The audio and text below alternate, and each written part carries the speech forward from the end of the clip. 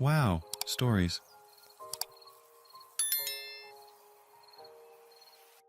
Am I the idiot for not allowing my roommate's boyfriend to park his car in our driveway? I am an undergraduate college student and live with 4 other undergraduate college students, all of us 22F. We have a pretty decent 5-bedroom house with a small yard and 2-car driveway with a garage, which we use for storage. For a college town, we live in a pretty nice area, but parking can sometimes be a nightmare. All 5 of us have long-term boyfriends. 4 out of 5 of us have cars. When we moved into the house last summer, we agreed that the driveway spots would go to 2 of the roommates. Our 5th roommate, A, was one of the roommates that was promised a spot. Unfortunately, she was T-boned just before we moved in and her car was totaled. Even though she really needs one to get to her classes and internship, A's parents do not want her to buy a new one, and she can't currently afford to buy one herself. Instead, she has her boyfriend drive her wherever she needs to go. A's boyfriend parks in the extra spot in the driveway whenever he comes over, and he is over for at least 6 hours a day, every day, and sometimes overnight.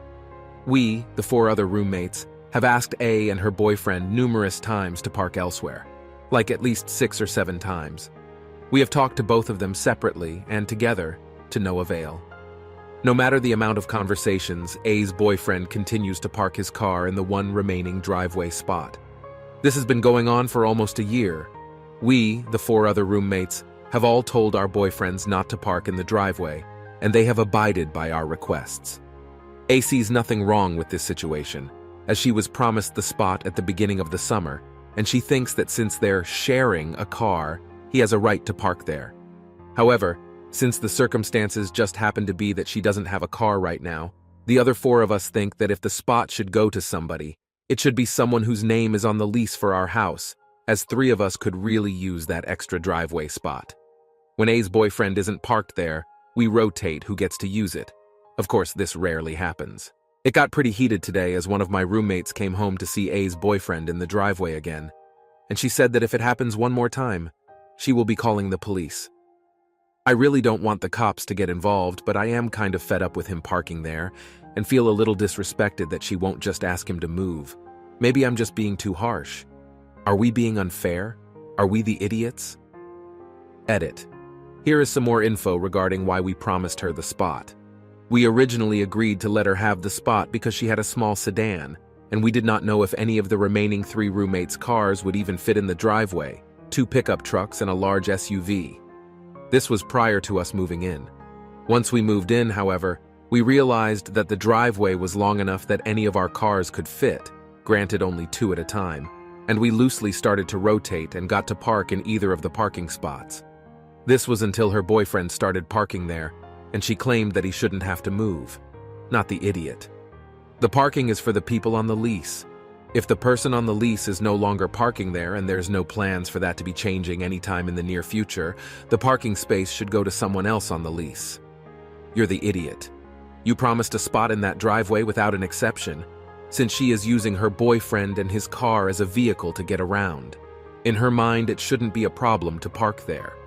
The vehicle he drives is being used because it's a necessity to hear you say yourself. You shouldn't walk this back during a time when she needs help the most. Would I be the idiot if I mainly get pricier items on the birthday registry? Hey y'all! I'm starting to lay the groundwork for my toddler's second birthday. It's in October, so just the very start of planning.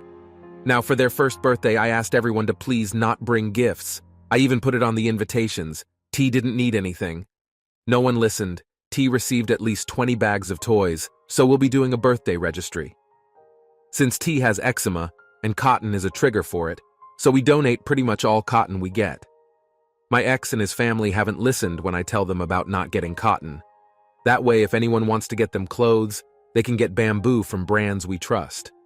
For those who don't know, bamboo is much more expensive, but it doesn't break tea out, and it lasts longer. For example, a Target footy would last maybe 6 weeks, while a bamboo one will last at least 9 months. We have some that's nearly a year old, still fits, but the price is roughly 4 times more for the bamboo. That said, this is just a personal experience. We still have a ton of toys, so aside from big-ticket toys, such as a wooden play kitchen or something like a nugget, we won't have toys on the registry. Note, These aren't exactly needed, though T will be getting a proper playroom and these would be nice. We simply don't need toys, nor do we need clothes, and I'm thankful for that. So I want to keep things that will get used, high-quality, long-lasting items on the birthday registry to both try and discourage gifting, and to try and ensure T gets items that will get used. However, I know that not everyone has tons of money to spend on these things, so I feel like I could potentially be a TA for doing this. Edit. This was a comment, but I think it should be on the post. Oh wow. Did not expect this much attention. To clarify, the birthday registry is a new thing on Amazon, and is the exact same as a regular wish list, but seems to be a little easier on the one setting it up. I also was planning on putting other essentials, such as diapers and other care items. I'm a single mom in school, so I consider diapers to be expensive. The current idea for the invitation is along the lines of, hey, please don't bring any gifts. Your presence is a gift enough. However, if you wish to give something regardless, please ask for a link to a wish list or charity to donate to in T's name when you RSVP. I had no clue this would be so controversial. I remember going to the Learning Express and getting stuff for my friends from their wish list box.